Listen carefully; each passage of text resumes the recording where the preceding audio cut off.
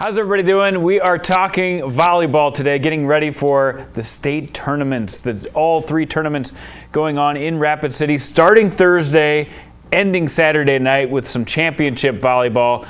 I'm with Darren Tipton of Adrenaline Volleyball and Haley Dotseth to talk about all three of these tournaments. And we're going to start out, let's break down these matchups individually here. Let's start with the number 1 versus 9. Harrisburg getting in as a 9 seed.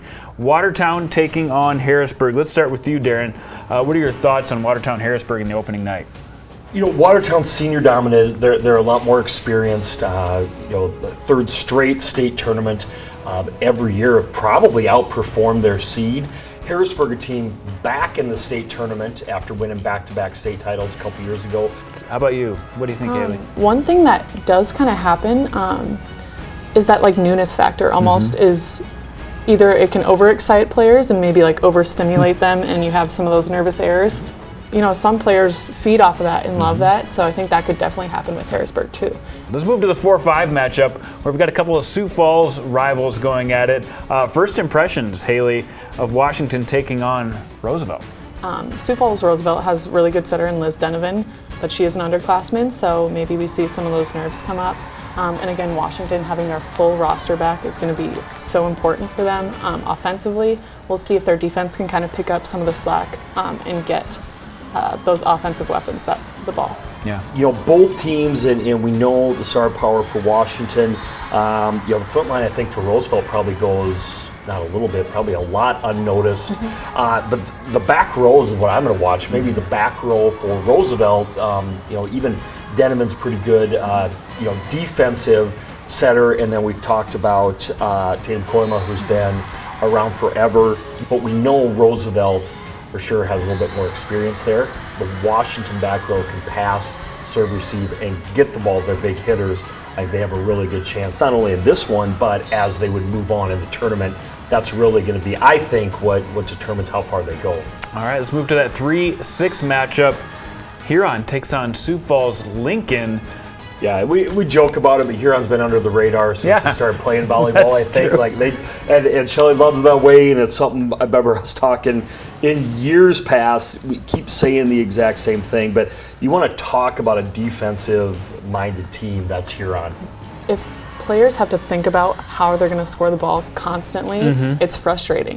If they try 3 shots and Haven Hines digs them every time, that's frustrating as a hitter, and maybe that leads to more errors. And I think it's going to be a really big tournament for players like McKenna Moore to see if she can step up and really put the ball away when her defense and her setter is really, really doing their job. You know, we've not neglected to talk about Lincoln, which is a great story, and so we've got to watch quite a bit. And just a really positive season for their team, and they have a lot of young talent. You know, it's a matchup for Lincoln. They probably favor over, maybe playing like a Watertown or an old Gorman right away where they could have got matched up, but they do have their work cut out for them with the 3 seed right away in this tournament. That'll be a good one. The 2-7 matchup, Gorman, a team that has finished the season soaring high, beating Watertown, taking on the defending champs in Rapid City Stevens. Did we forget about Stevens in this matchup, or?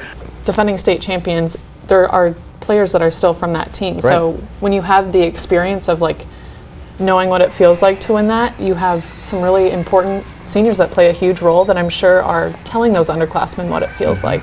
Maybe some of the other underclassmen got to watch from the bench last year. Last year with that team, and we talked about it over and over again, that was a senior-dominated, positive leadership team, right, that knew how to push each other's buttons to get the most out of them.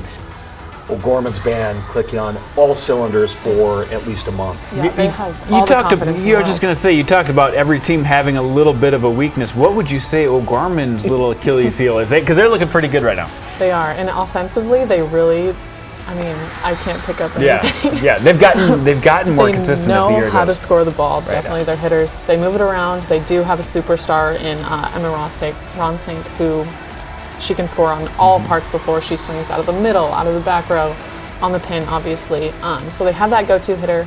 But I think the fact that Laura Pettick for Stevens, as the senior who has been there before, is going to be a really, really big asset for them, because she's going to be the floor general. She's going to be the one who's in charge of protecting that back court.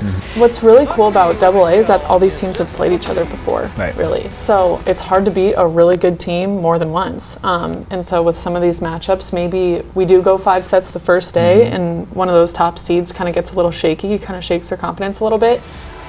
But it's really hard to go against what Watertown and Gorman have done this year. They've just been in such a different level than everybody else. It'd be surprising to me if they don't make it on Saturday night. But I think something crazy is going to happen on Thursday. Sniff it out. Leave it at that.